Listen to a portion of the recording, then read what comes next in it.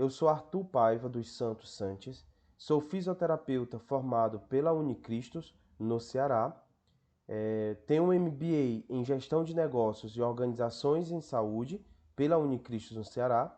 Sou mestre em Saúde Pública com ênfase em Epidemiologia pela Universidade Federal do Ceará e atuo como multiplicador da CIF, licenciado pelo Grupo CIF Brasil. E nesta sessão de pôster, eu irei apresentar um estudo que desenvolvi, intitulado O uso da Classificação Internacional de Funcionalidade e Incapacidade de Saúde na Colômbia, uma breve revisão. Inicialmente, eu gostaria de descrever para vocês um pouco sobre a minha aproximação com este tema. A minha graduação foi no final de 2017, onde eu pude defender um estudo intitulado Qualidade de Vida e Fatores Associados de Pessoas que Vivem com HIV/AIDS no Ceará. Esse estudo foi publicado na revista Cadernos ESP. Em seguida à graduação, adentrei ao mestrado em Saúde Pública na UFC, onde pude desenvolver e defender um estudo intitulado Funcionalidade e Fatores Associados de Pessoas que Vivem com HIV/AIDS no Ceará, onde em 2019 apresentei parte dos resultados dessa dissertação no 15º Colóquio de Investigação em Saúde Pública na Colômbia. Esse estudo ele foi submetido à Revista Colombiana de Saúde Pública e a gente está aguardando um retorno. Então vocês podem perceber que desde a graduação eu tenho tido interesse em desenvolver pesquisas que buscasse a compreensão de indicadores amplos, multidimensionais, como qualidade de vida e funcionalidade, especificamente no contexto de vida de pessoas que vivem com HIV/AIDS, né, que hoje em dia a gente compreende aí como uma condição crônica de saúde. Em 2020, eu me aproximei do Grupo CIF Brasil, onde estou atualmente como multiplicador, com a proposta de desenvolver um trabalho na área de ensino da CIF e desenvolvimento de pesquisa científica com foco no uso da funcionalidade como indicador de saúde.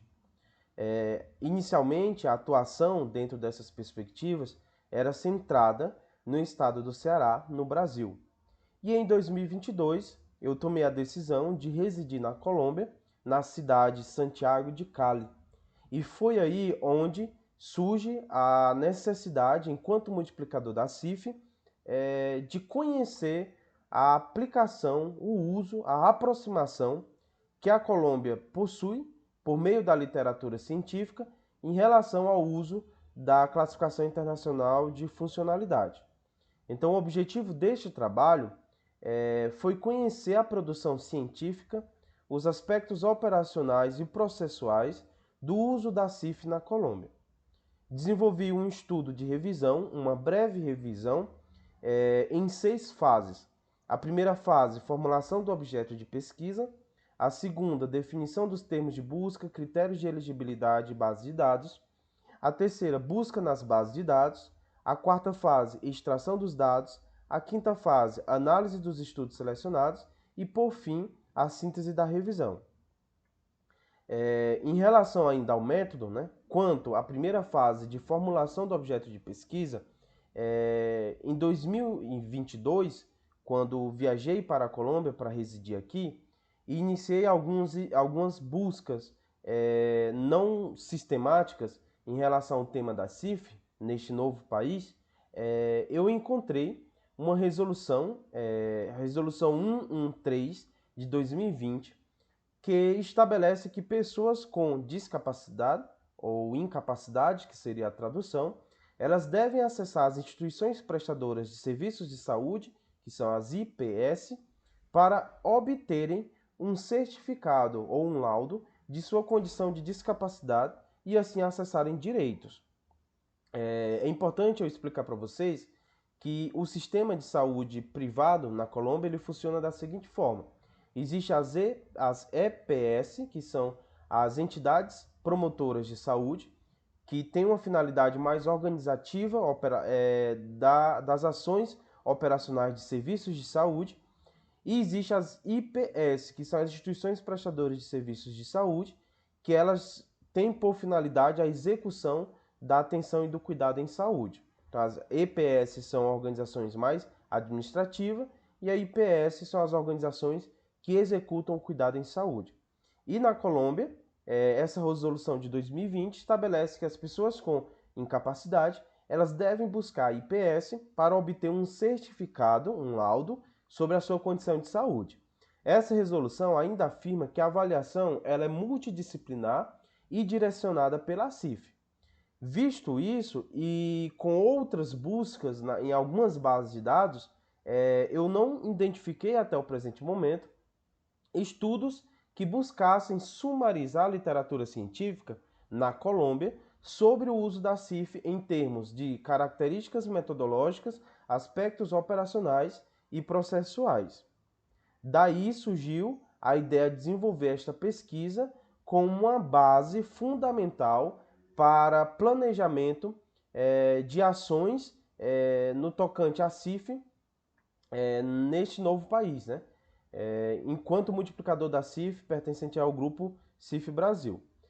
Ainda sobre os métodos, na definição dos termos de busca, critérios de elegibilidade e base de dados, eu consultei duas bases de dados, a PubMed e a Cielo, que são bases de dados de alcance internacional, importantes para o contexto de estudos na área da saúde, de desenvolver algumas equações de busca com os seguintes termos. CIF, em inglês, né, International Classification of Functioning, Disability and Health, e Colômbia, para a busca na base de dados PubMed, e na Cielo eu desenvolvi três equações de busca. Classificação Internacional de Funcionamento e Discapacidade de Saúde, em Colômbia. A equação 2, Discapacidade em Colômbia. E a equação 3, CIF em Colômbia.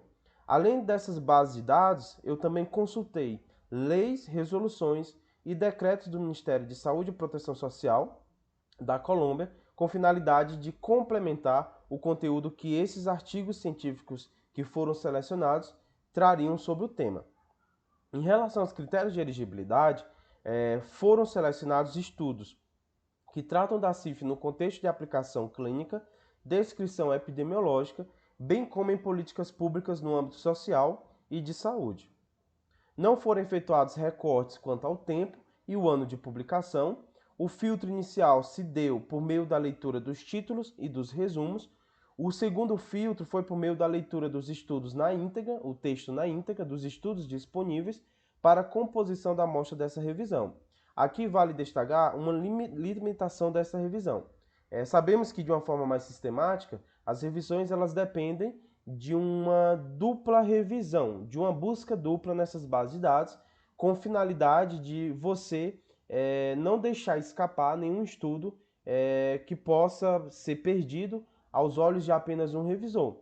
Então, como o estudo foi desenvolvido apenas por mim, a gente assume aí, eu assumo aí essa limitação.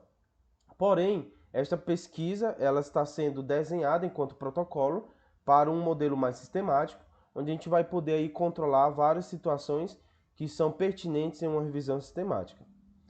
Os dados extraídos desses artigos selecionados foram o tipo de estudos, os autores, a revista científica em que o estudo foi publicado, o fator de impacto desta revista, o ano de publicação, a aplicação da CIF, o marco legal da implantação e implementação da CIF na Colômbia. Então, esses foram os dados que foram extraídos dos estudos selecionados. Para análise, foram possíveis identificar dois temas. A análise foi direcionada por meio de categorização temática. O primeiro tema, instrumentos baseados ou derivados da CIF em uso na Colômbia. Então, quando eu falo instrumento baseado, são aqueles instrumentos que eles foram organizados, elaborados com base no arcabouço teórico que a CIF dispõe. Não possui na sua estrutura o processo de categorias da CIF ou de aplicação dos qualificadores para a codificação. E os instrumentos derivados, eles já possuem a estrutura das categorias com os qualificadores e o processo de codificação. E o segundo tema trata-se do certificado de discapacidade, aspectos legais e operacionais. Enquanto resultado, na Cielo, a gente pôde identificar, utilizando a primeira equação, 6 estudos onde um foi excluído por duplicidade, 2 por não abordar o tema, resultando ao final 3 estudos. Esses estudos são o estudo de Castro, publicado em 2021, que traz um modelo explicativo de incapacidade na população com transtorno mental grave. É um estudo multicêntrico desenvolvido em 3 países sul-americanos, dentre eles a Colômbia. O estudo de Vanegas Sáenz, publicado em 2020, que estabelece uma relação entre os determinantes sociais de saúde e o perfil de funcionalidade de pessoas com incapacidade no município de Los Patios, no norte de Santander, que é um departamento colombiano. E o terceiro estudo, de Cortes, trata-se da classificação internacional de funcionalidade e incapacidade de saúde e o processo de certificação da incapacidade implementado na Colômbia. Esse estudo foi publicado em 2013. Ao usar a segunda equação na Cielo, a gente obteve 219 estudos, 36 foram excluídos por duplicidade, 172 por não abordar o tema e 1 por não estar disponível para acesso. Esse estudo ele era até elegível, mas ele não estava disponível para acesso na íntegra. Resultou então 10 estudos, somando com os anteriores, já são 13 estudos.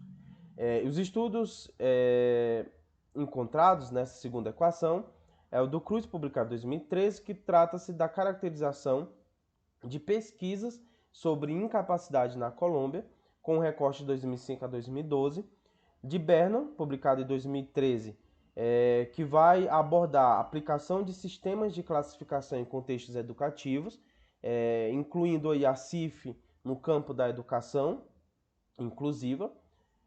O terceiro estudo de Guzman, que trata da certificação de discapacidade como uma ferramenta para acessibilidade a direitos de inclusão social, publicado em 2013. Desculpa. O estudo de Sanchez, publicado em 2018, que vai descrever a validação para o contexto colombiano de um questionário para medir a capacidade funcional em pacientes com insuficiência cardíaca. Cruz, em 2017, publicou um estudo sobre a formação de uma agenda de pesquisa em incapacidade na Colômbia. Gil, em 2016, publicou um estudo que foi selecionado sobre incapacidade e a relação com variáveis sociodemográficas e clínicas em adultos em uma cidade chamada San Juan de Pasto, em Nariño, na Colômbia. O sétimo estudo selecionado de Duarte, publicado em 2015, que trata da aproximação às capacidades de pesquisa em incapacidade na Colômbia. Gomes, publicado em 2015, que descreve o processo de criação do Observatório de Incapacidade na Colômbia. Ossa, em 2014, que trata da dinâmica organizativa de um caso, de uma organização, de um coletivo de pessoas com incapacidade em Cali, que é a cidade onde eu resido. E o estudo de Moreno, publicado em 2013, que vai descrever a construção de uma ferramenta para certificar a incapacidade na Colômbia. Para a equação 3, foram encontrados 7 estudos, porém nenhum desses 7 estudos aborda um tema. Na PubMed foram encontrados 7 estudos, 2 excluídos por duplicidade, 3 por não abordar o tema, resultando em 2 estudos. O estudo de Duke, publicado em 2014, que trata da validação de um questionário de limitações de atividade e restrições de participação em crianças com TDAH. E o estudo de Fischer, publicado em 2019, que também trata da validação de um kit de instrumentos e questionários para avaliação de morbidade e incapacidade em pessoas em situação, em contexto clínico de doenças negligenciadas. O ano com maior número de publicações, dentre os 15 estudos selecionados, é o ano de 2013, que compõe aí 33% dos estudos, incluídos nessa revisão. A maioria dos estudos, elas irão versar sobre a criação de ferramentas para certificação de incapacidade na Colômbia, dando aí a entender todo o processo que foi desenvolvido para elaboração do instrumental que se tem hoje para certificar a incapacidade dentro da política de certificação da incapacidade na Colômbia. A maior parte dos autores são da área de reabilitação e do campo social. As revistas, em sua maior parte, possuem alcance nacional, sendo identificado apenas um estudo de alcance internacional publicado na PLOS ONE, sendo esta a revista com maior fator de impacto. E a gente sabe que a importância de publicação no contexto internacional para que práticas como esta, iniciativa da Colômbia, de implementação da CIFRA em um processo de certificação da incapacidade, ela seja conhecida e acessada por diversos outros pesquisadores ou profissionais da saúde, ou da educação, ou do campo social, que tentam em seus países estabelecer processos de implementação e implantação da CIFRA em seus campos de atuação e de trabalho. E essa experiência que a Colômbia tem, ela precisa ser conhecida, né, e referenciada como uma estratégia de importância e de avanço no contexto aí de implementação da CIF em políticas públicas de saúde, ok? E o método de pesquisa com maior destaque é o estudo descritivo, desculpa aí pela palavra destaca no slide, e em sua maior parte tratam de descrição epidemiológica, utilizando a funcionalidade como indicador de saúde ou como desfecho principal. Alguns estudos eles são metodológicos, que buscam a validação de ferramentas baseadas ou derivadas da CIF, utilizando o RUDAS 2.0 como ferramenta comparativa.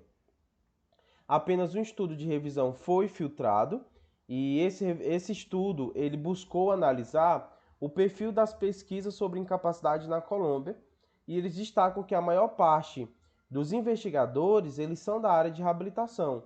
O mesmo é observado nesta revisão. 2 estudos teóricos fazem um resgate histórico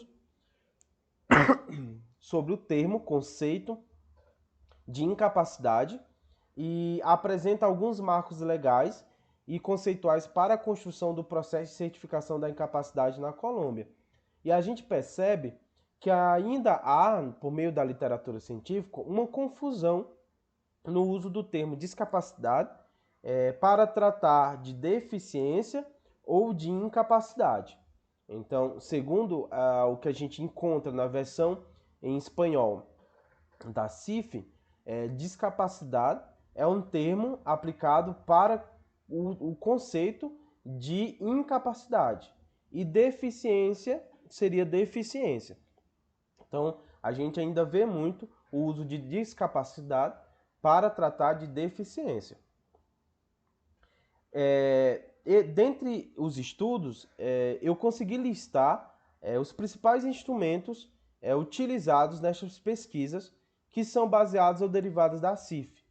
Então, em alguns estudos, possuem uma lista para aplicação no contexto da educação, e nessa lista é um instrumento derivado, né? Então possui algumas categorias e o processo de qualificação e estabelecimento de códigos. Um questionário para avaliação, as limitações de atividade e restrição de participação social, que é um instrumento baseado na CIF. O RUDAS 2.0, que é um instrumento baseado na CIF. Por quê? Porque ele não usa o processo de categoria e de qualificador para estabelecer um código em determinado domínio da vida do indivíduo quando está sendo ali avaliada a funcionalidade. O RUDAS 2.0, ele possui diferentes versões, né? 3 versões, a 36, a de 12 itens e uma versão híbrida. Ele possui algumas perguntas que vai analisar em uma escala tipo Likert o grau de dificuldade que o indivíduo apresenta para realizar algumas tarefas nos últimos 30 dias. Também foi possível identificar o uso de uma escala que avalia o estado de atividade de Duke, validada para o contexto de pacientes com incapacidade, com insuficiência cardíaca. Essa escala ela foi validada fazendo um comparativo com o marco conceitual da CIF em relação à funcionalidade. O RUCOL diz que é uma escala específica da escala de qualidade de vida da Organização Mundial de Saúde, que avalia a qualidade de vida com foco no contexto de pessoas com disability, né, com incapacidade. O registro para localização e caracterização de pessoas com incapacidade, que foi desenvolvido na Colômbia. Por meio desse registro é onde se consegue cadastrar pessoas com incapacidade que acessaram os serviços para o processo de avaliação, contemplando diferentes etapas durante o atendimento e coleta de informações, que eu vou explicar mais adiante nessa apresentação.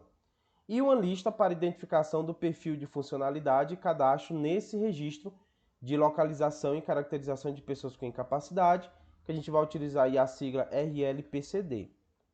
Essa lista, ela traz algumas categorias que devem ser analisadas, enquanto os qualificadores pertencentes e estabelecimento aí de códigos, né, de processo de codificação utilizando a CIF. Então, esses são os instrumentos que a gente pode listar que foram utilizados nesse estudo.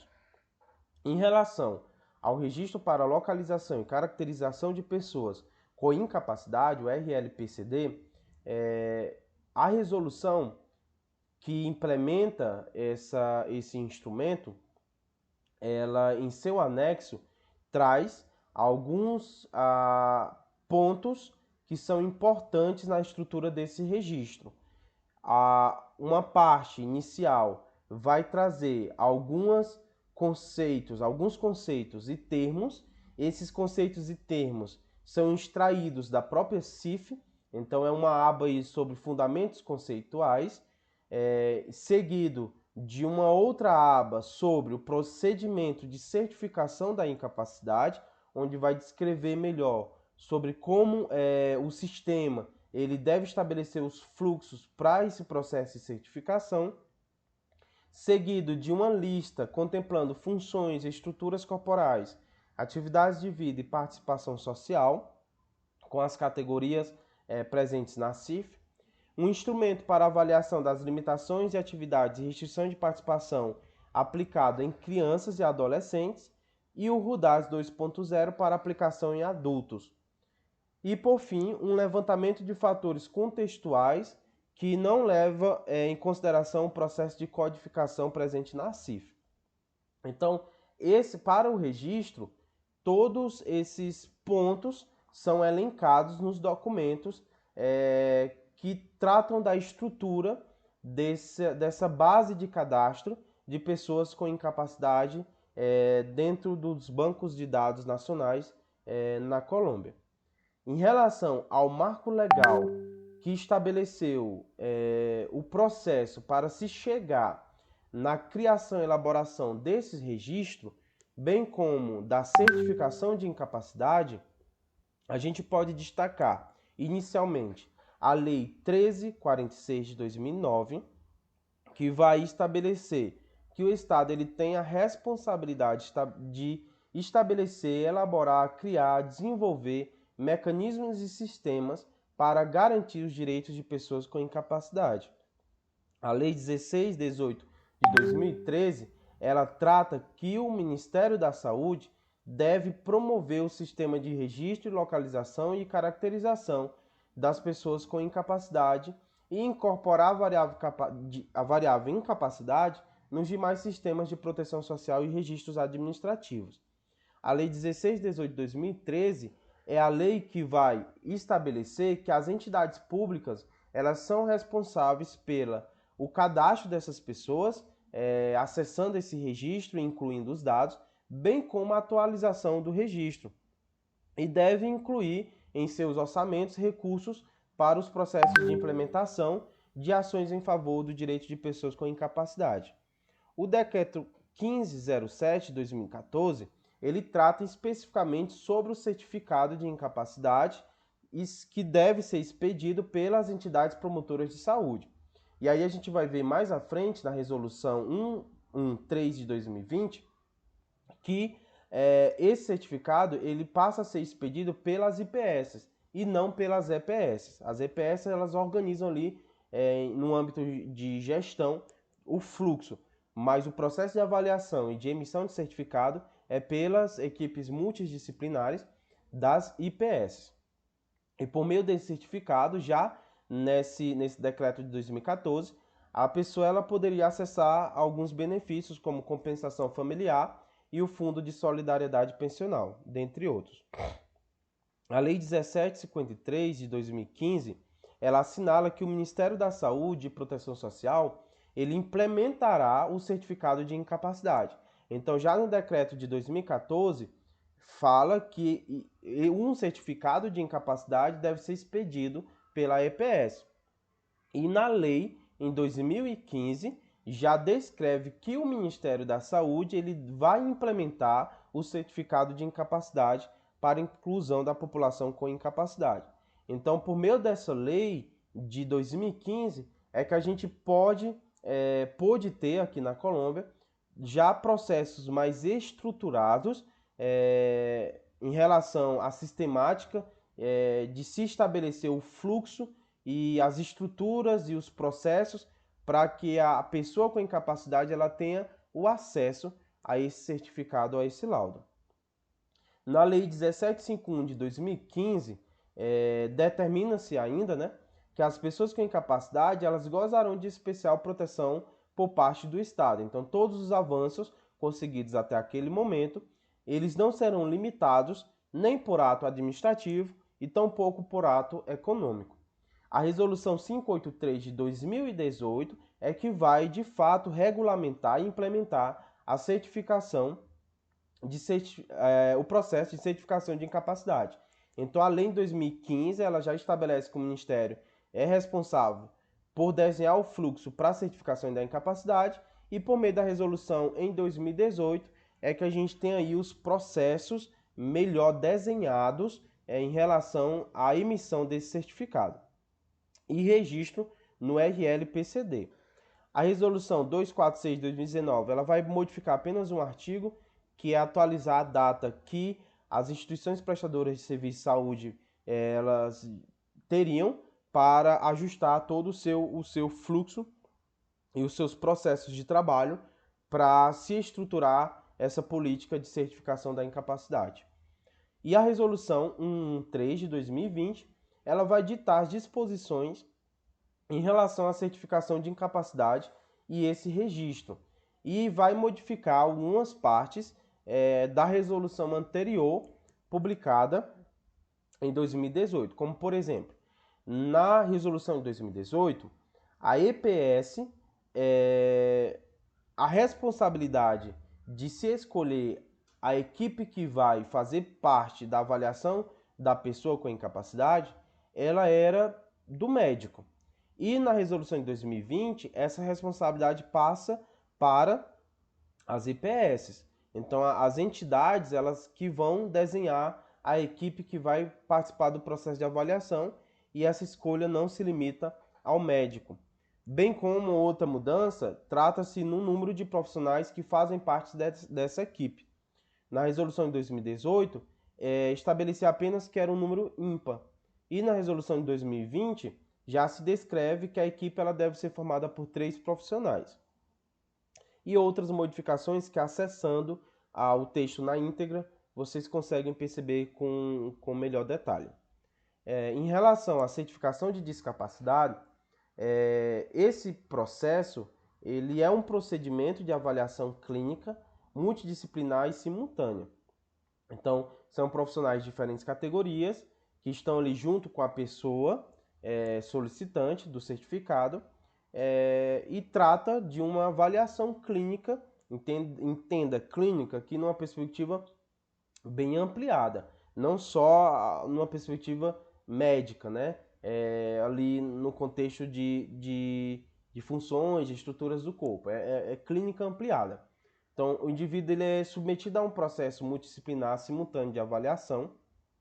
Essa avaliação ela é fundamentada na CIF e permite identificar as deficiências corporais, incluindo as psicológicas, limitações das atividades e restrição da participação que essa pessoa apresenta naquele momento, cujo resultado se expressa em um certificado, que é o laudo, e são parte integral do registro dessa pessoa no Banco de Dados Nacional. Então, a certificação de discapacidade, ela envolve todo esse procedimento. E o produto dessa certificação é o registro do indivíduo no Banco Nacional e a entrega para a pessoa de um certificado, do laudo. Esse solicitante, né, a pessoa solicitante, ela vai estar junto com a equipe multidisciplinar, que é formada por 3 profissionais registrados no Diretório Nacional de Certificadores de Incapacidade do Ministério da Saúde. Então, apenas os profissionais que possuem registro nesse diretório é que são habilitados para fazer a emissão desse certificado e desse processo de avaliação. Cada um de uma profissão diferente. Então, inclui o médico geral ou especialista e mais 2 profissionais, sendo ele fisioterapeuta, terapeuta ocupacional, fonoaudiólogo, da psicologia, da enfermagem, da optometria ou assistente social.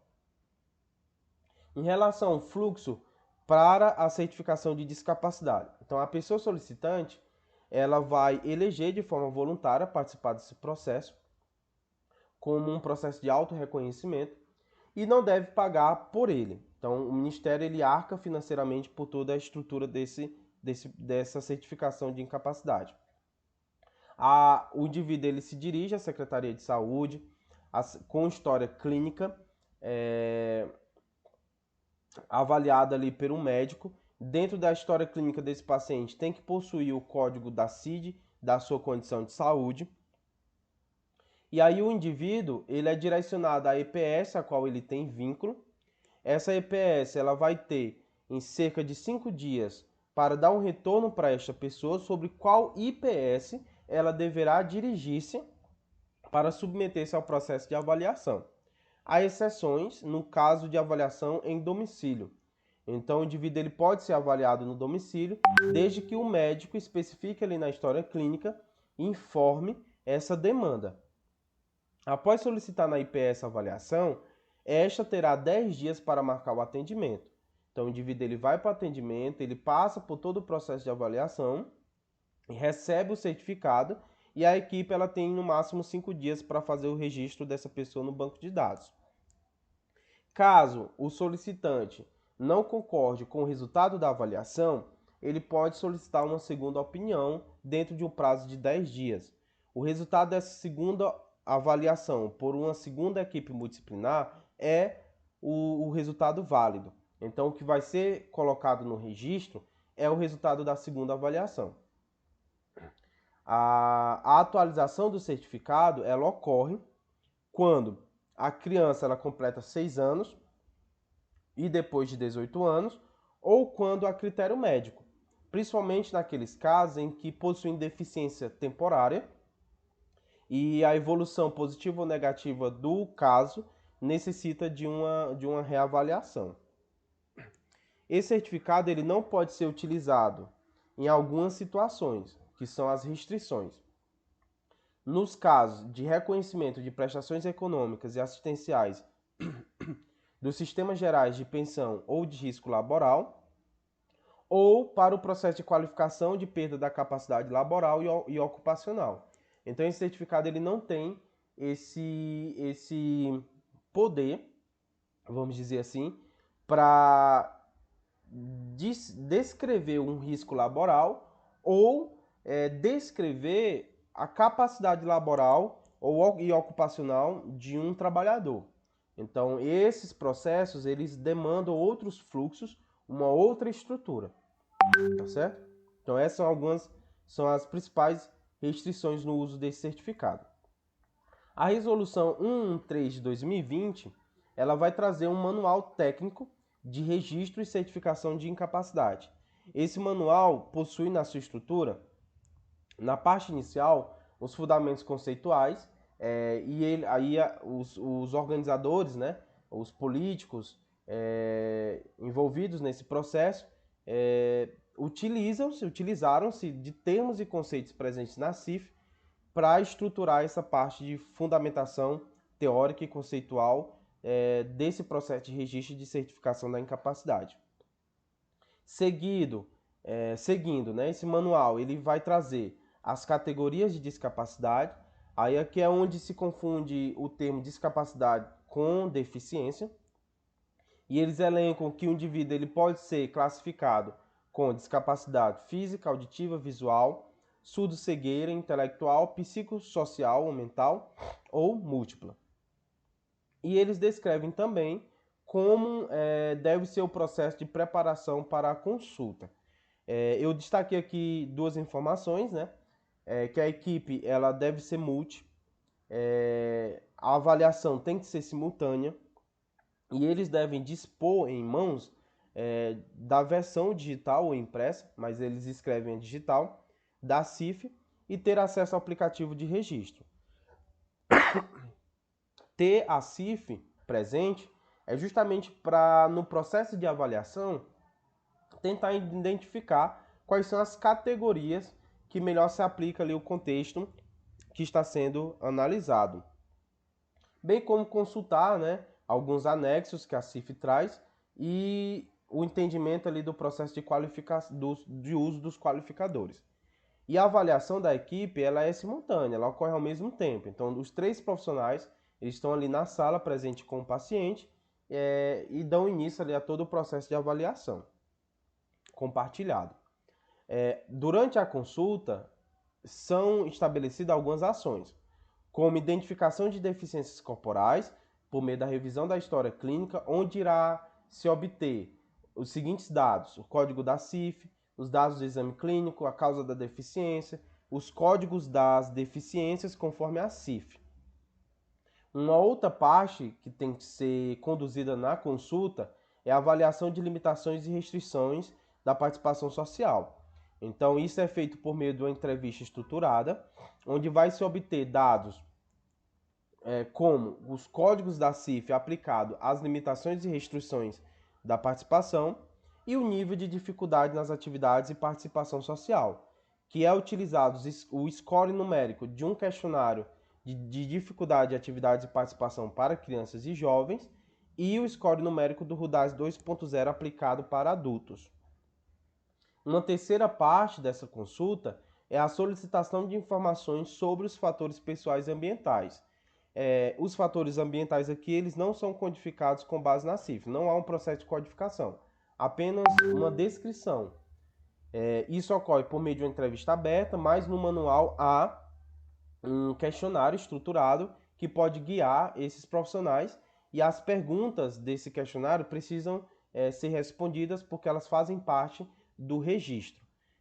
Dentre eles, dados de autorreconhecimento, raça, gênero, orientação sexual, que são coisas completamente diferentes, né? Orientação sexual e gênero, exercício e acesso de direitos, dados contextuais do ambiente em torno da sua vida e cuidado com a saúde.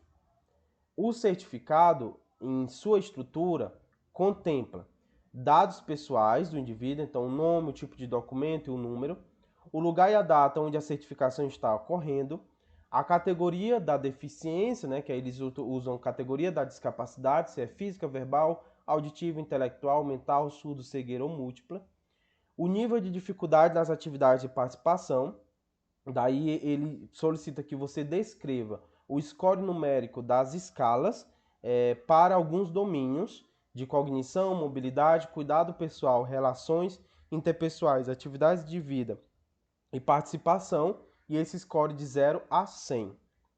Lembrando que quanto mais próximo de 100, maior é a experiência do indivíduo em relação à incapacidade. E quanto mais próximo de 0, maior é a experiência do indivíduo em relação à funcionalidade.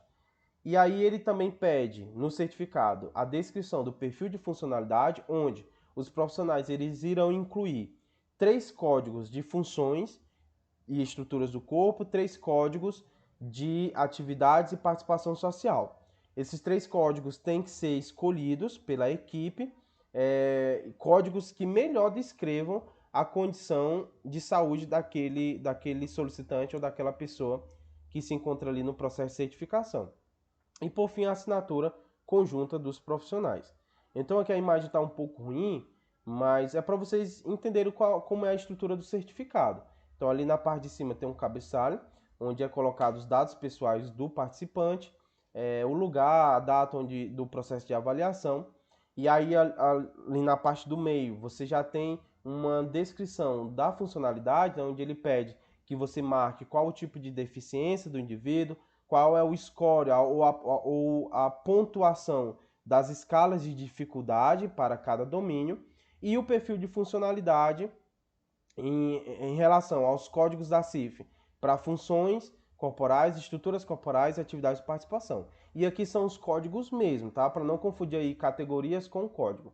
O código ele é a junção da categoria com o qualificador. Então, todas as categorias analisadas dentro do processo de avaliação clínica, eles precisam ser linkadas ali com o qualificador da CIF e apresentado aí no certificado. Por fim, as assinaturas dos profissionais e junto com a assinatura do solicitante, que é da pessoa. E esse certificado é o documento que o indivíduo ele recebe. E todos os demais dados da avaliação, eles são inseridos no RLPCD. Para que o profissional ele possa fazer parte da equipe que vai fazer essa avaliação e a certificação, ele precisa ser treinado e esse treinamento ocorre por meio do Ministério da Saúde e da entidade SENA. Então, existe uma formação virtual anual que trata sobre a certificação de discapacidade e o registro para localização e caracterização das pessoas com discapacidade. Esse treinamento ele é virtual, como eu já mencionei, requer uma pré-inscrição por parte do profissional em um site do Ministério da Saúde e de Proteção Social e quando surgir a vaga, o profissional ele é submetido a todo um processo de treinamento que envolve aí temáticas relacionadas à CIF em si, né? O processo de identificação de categorias, de uso dos qualificadores, de cadastro das pessoas no registro e localização, no RLPCD, bem como todo o arcabouço teórico sobre o modelo biopsicossocial e conceitual presente na CIF.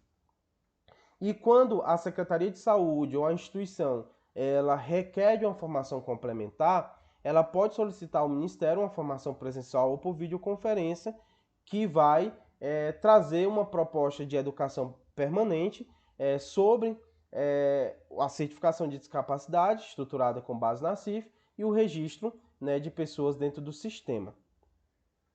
E esses cursos eles são por demanda que o território ele apresenta ao Ministério da Saúde.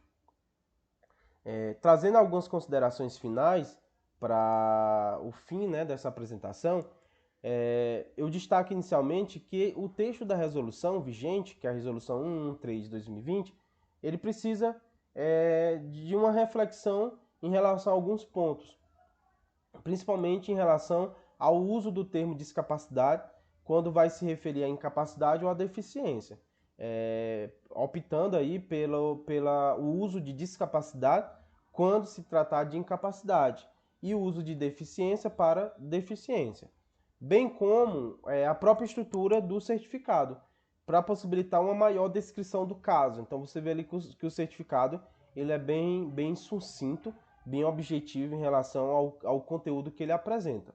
A Colômbia, com essas medidas legais e operacionais, ela avança de forma importante e significativa na implementação da CIF. Esses dados presentes no RLPCD, eles podem ser utilizados para a emissão de boletins epidemiológicos sobre incapacidade, formulação de políticas públicas para pessoas com incapacidade, bem como possibilitam um banco de dados nacional para estudos comparativos entre outros países, que trata-se aí de uma das finalidades da CIF, dentro da proposta de uma linguagem comum.